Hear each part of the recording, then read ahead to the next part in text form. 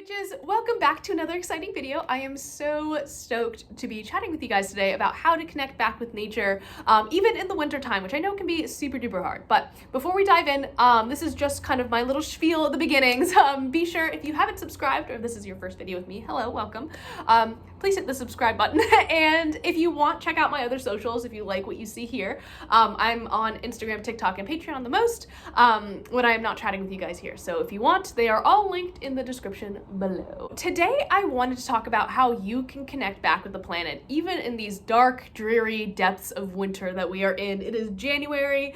I personally cannot wait for it to get warmer. I have so many ideas for my summer wardrobe. I just want to go shopping, go thrifting, give myself a whole new vibe. But anyways, so as a hedge witch, working with the planet is a big part of my practice. I do practice a very earth-based path, and it's something that I am endeavoring to do a little bit more every week this month, or every week this year, I should say.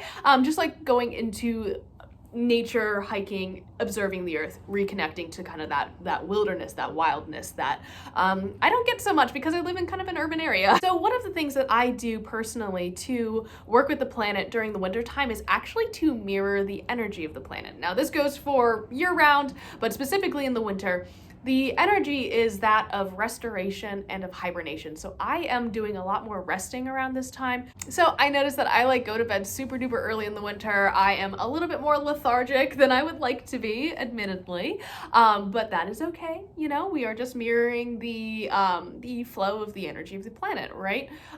So I urge you guys to kind of think about animals who are hibernating right now. They are not forcing themselves to do anything but exist.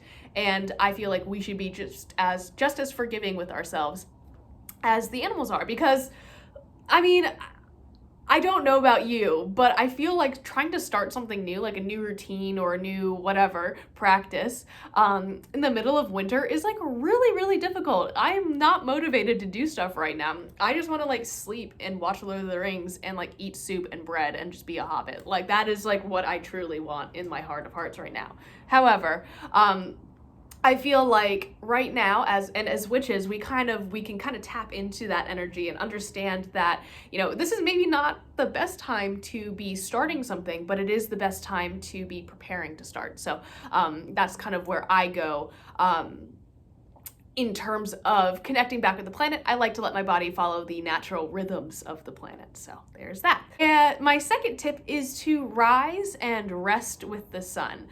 So that means trying to get up early, but also trying to wind down earlier in the day. I know that is not necessarily accessible to everybody because there are people who have regular 9-to-5 jobs. I 100% understand there are days that I work super duper late into the evening, but I tend to do more of my more serious work in the mornings during winter time, and then kind of do the little menial tasks at the end of the day when it's starting to get dark, when I'm kind of able to slow down and really just kind of pace myself. I know that people with seasonal affective depression or seasonal affective disorders, I can never remember. This is kind of the time where it gets the worst, and I usually get really sad around this time because I'm just I just want it to be spring. But at the same time, I do know that spring is coming. It is just on. We will be there soon. I promise. It will be warm again. I know it. So that is something that makes me happy. It's something to look forward to.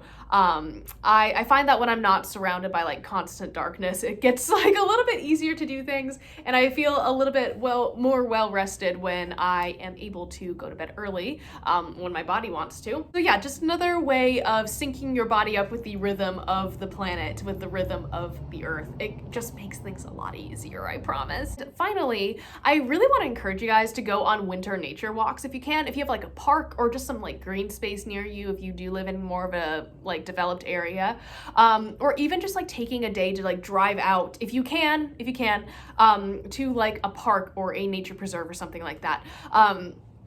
The reason that I recommend this, and you should totally bundle up, wear gloves, please, safety first, of course, but there's probably not going to be a lot of people there. So because there are fewer people there, this gives you a really good avenue to experience the solitude, the stillness of the planet right now, and kind of sit with that energy and let that heal you, because I feel that stillness, that quiet, we don't get a whole lot of that in the 21st century. So I feel when we can experience it, we should capitalize on it, I guess, but really appreciate it. But if you are someone who is a little bit worried or a little bit nervous about practicing in nature, at all, which I 100% understand because like I'm just an anxious mess all the time. There's probably going to be less people there, or there's the potential for less people to be there to disturb you. So, you know, just consider it. I am actually going to take you guys with me on my morning nature walk. So that is the footage at the end of this video. And I'm going to show you kind of like where I, you know, sit, where I'm going to go. And I'm hoping to show you this specific spot throughout the season, so that way we can like watch things change. So I'm really excited to do that. It's going to be a really cool project, and it's also going to be part of like a devotional to Hearn. So that is really exciting. So I will see you guys there in a second.